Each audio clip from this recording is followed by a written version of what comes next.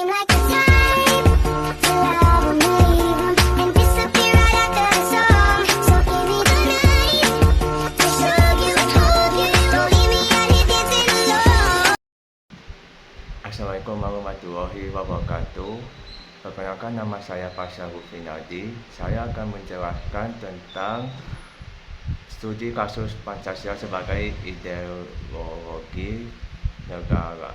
Pertanyaan pertama yaitu tentang nilai-nilai Pancasila sebagai pedoman etis dalam pengembangan teknologi di Indonesia.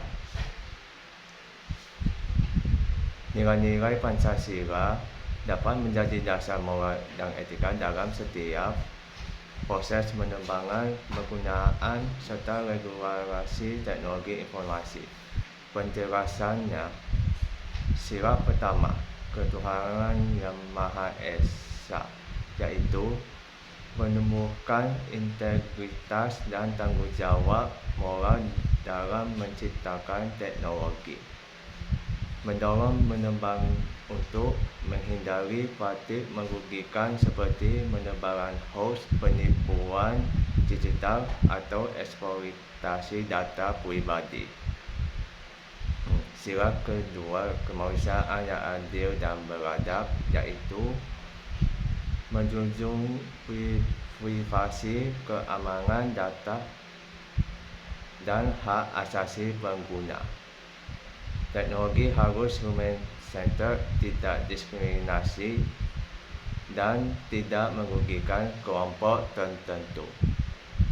Sila ketiga, persatuan Indonesia, yaitu teknologi dikembangkan untuk memperkuat persatuan bangsa, bukan memecah belah. Platform digital harus menekan ujaran kebencian dan polarisasi. Sila keempat, kerakyatan yang dipimpin oleh hikmat kebijaksanaan dalam persuatan perwakilan. Kebijakan TI dibuat secara demokratis, transparan, dan melibatkan banyak pemangku kepentingan. Pengguna diberi ruang untuk berpendapat secara etis dan bertanggungjawab. Sila kelima, keadilan sosial bagi seluruh rakyat Indonesia, mendorong akses teknologi yang merata atau mengatasi digital divide. Teknologi digunakan untuk meningkatkan kesejahteraan, bukan hanya menguntungkan kelompok tertentu.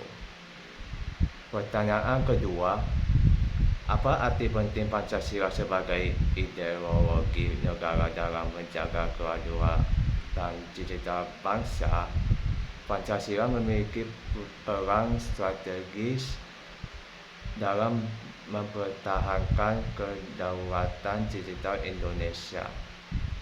Sebagai landasan nilai dalam membuat regulasi digital, Pancasila memastikan aturan mengenai data, keamanan siber, dan penggunaan teknologi searah dengan nilai kemanusiaan, kebangsaan, dan keadilan.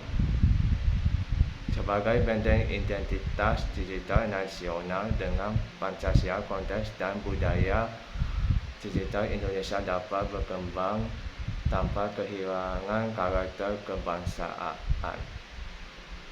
Mencegah dominasi asing dalam teknologi, Pancasila mendorong kebijakan kemandirian digital seperti pembuatan teknologi lokal, keamanan data nasional, dan perlindungan infrastruktur kritikal. Mengatur penggunaan teknologi agar tidak merusak tatanan sosial nilai-nilai Pancasila, membantu meminimalkan dampak negatif teknologi seperti disinformasi, kejahatan siber, atau intoleransi digital. Dengan kata lain, Pancasila menjadi kompas moral dan strategis agar Indonesia tidak hanya menjadi konsumen teknologi, tetapi juga mampu menonton ruang digitalnya sendiri. Pertanyaan ketiga, contoh kasus nyata hipotetis dengan sila kedua kelima. Contohnya, kasus penyalahgunaan data pengguna oleh aplikasi lokal. Sila kedua, kemanusiaan yang adil dan beradab, yaitu menimbang wajib menghormati hak privasi pengguna dan transparan dalam pengumpulan data. Sila kelima, keadilan sosial, yaitu setiap pengguna berhak atas keamanan data yang sama tanpa membeda-bedakan status ekonomi atau daerah.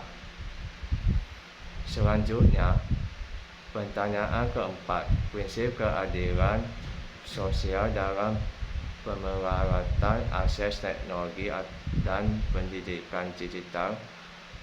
Prinsip keadilan sosial diterapkan dengan menyediakan infrastruktur internet merata hingga ke pelosok, memberikan pelatihan literasi digital bagi semua kalangan, mendorong kebijakan pemerintah agar tidak hanya berfokus pada kota besar tapi juga daerah tertinggal.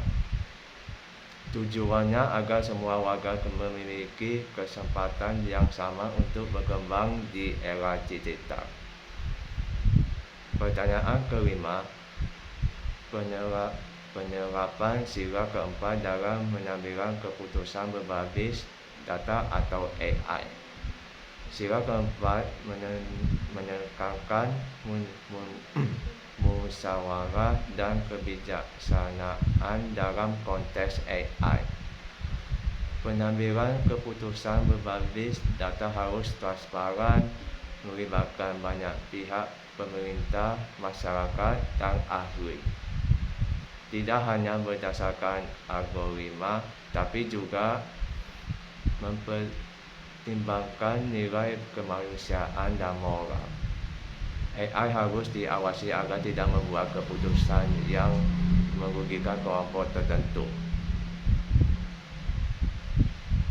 Pertanyaan ke-6, dampak negatif jika mengembang teknologi menambahkan nilai-nilai Pancasila. Jika nilai Pancasila diabaikan, dampaknya moral. Muncul penyalahgunaan teknologi seperti menebarkan hoax, cyberbullying, atau pelanggaran privasi sosial. Ketimpangan digital semakin besar antara daerah maju dan tertinggal. Kemanusiaan, inovasi berpotensi diskriminasi atau menambahkan nilai kemanusiaan. Yang terakhir, persatuan. Teknologi bisa memecah belah bangsa melalui polarisasi informasi. Demikian penjelasan dari saya. Mohon maaf jika ada kesalahan. Assalamualaikum warahmatullahi wabarakatuh.